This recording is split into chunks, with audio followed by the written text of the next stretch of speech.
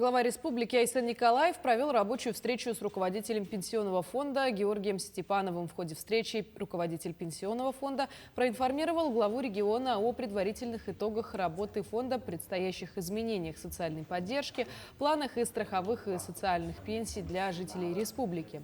Обсудили и предстоящее объединение социального страхования и Пенсионного фонда. Также особое внимание уделили новым мерам социальной поддержки, которые вступят в силу с января следующего года. В конце встречи руководитель региона дал поручение, чтобы все пособия выплачивались и назначались своевременно и в полном объеме.